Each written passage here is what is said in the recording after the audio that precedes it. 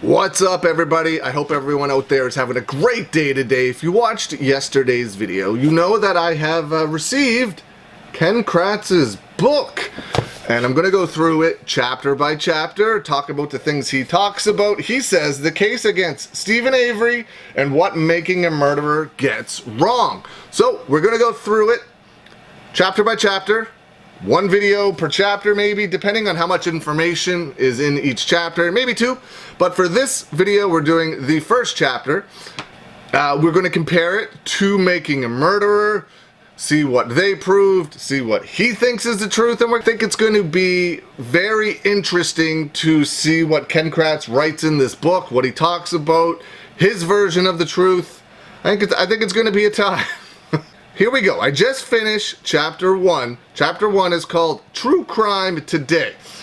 He starts out by saying he is the chief villain in the Netflix series Making a Murderer, which is true. However, I'm pretty sure he did that to himself. If for nothing else, texting a client, sexually harassing her, who was a victim of domestic assault. The Netflix documentary didn't make you a villain. You made yourself a villain when you chose to go down that route. Nobody made you do that. You did that all on your own. You made yourself the villain. He says, thanks to the internet, a piece of bad information can be repeated so many times in so many places so quickly that it becomes accepted as true. And I will not disagree with that. That's pretty accurate.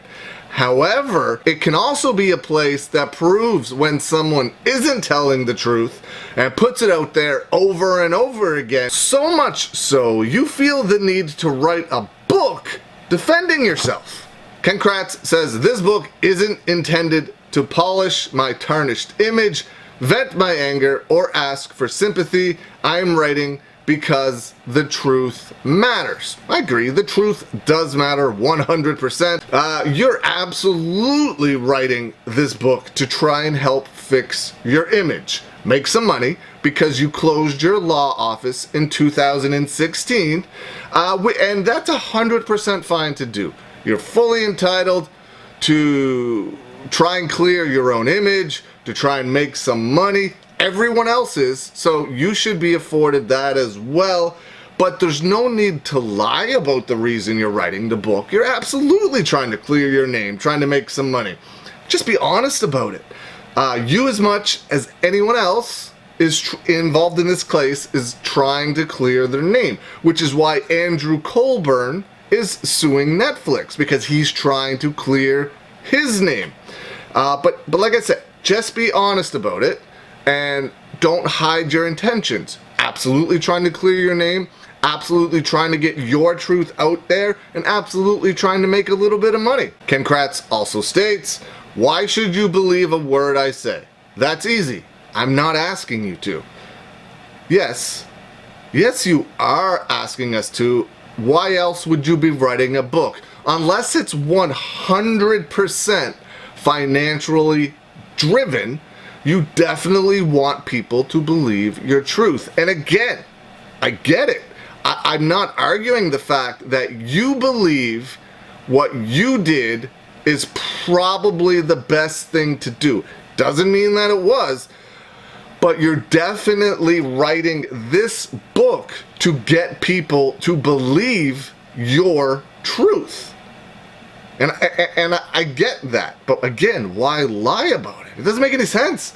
Just be honest of why you're doing things. Like I said, unless you honestly don't care, and it's 100% financial driven, but you don't talk about money really, well, you haven't talked about money at all yet.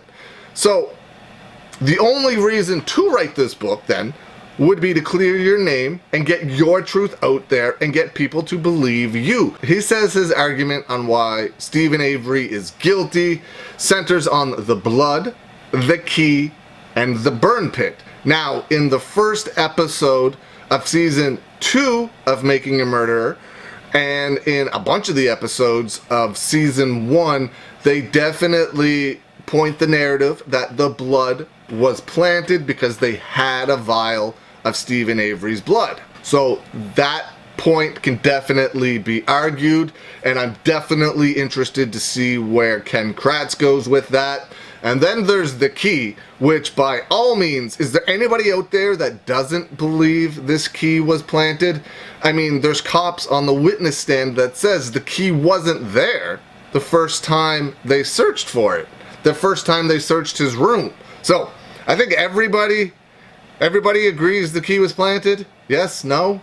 He says he's going to demonstrate that it would require a conspiracy of absurd proportions to cook up the sheer volume of evidence pointing towards Avery's guilt to keep its creation a secret. I honestly do not think it would take that many people to cover this up. Initially, I think all it would have took is one cop, maybe two, and one lawyer, and to hammer home the narrative that Stephen Avery and Brendan Dassey were guilty. It wouldn't take that many people at all. He says he's going to highlight the most obvious omissions and expose what really happened between 2005 and 2007. Again, talking about what he's going to show that Making a Murderer left out, what Making a Murderer left out on purpose, things that, in his opinion, prove Stephen Avery and Brendan Dassey is 100% guilty. So I'm extremely interested to see where he drives his narrative. He states that the Netflix documentary drives the narrative, and it does, that Stephen Avery is innocent and that it's edited to make it look like Stephen Avery and Brendan Dassey are innocent. And he's going to show what actually happened. It's going to be very interesting. I'm very, very interested to keep reading this book.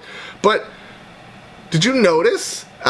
Chapter 1 ends with Stephen Avery became a killer on October 31st, 2005. Stephen Avery became a killer. He does not mention Brendan Dassey whatsoever in that sentence, in that closing paragraph. Why? Because he knows what the police did to Brendan Dassey. He knows what he did to Brendan Dassey. Brendan Dassey was just a pawn in their system to try and prove Stephen Avery's guilt. And yes, it worked, but that is why I believe he does not state that in that closing paragraph, that he only singles out Stephen Avery because he knows Brendan Dassey is innocent. He also probably knows Stephen Avery is innocent too, but he knows for 1000% certainty that Brendan Dassey had nothing to do with this crime. That was chapter 1, and we're already off to the races. I'm super excited to see where the rest of this goes. I appreciate you guys all following me on this journey. Again, this is all from Ken Kratz's book. Pick it up if you want to read what I'm reading and see what his truths are. Maybe you can find it at a secondhand store. I don't know. But let me know what you think of the things he said in chapter 1. Have a great day, everybody. I'll see you guys again soon.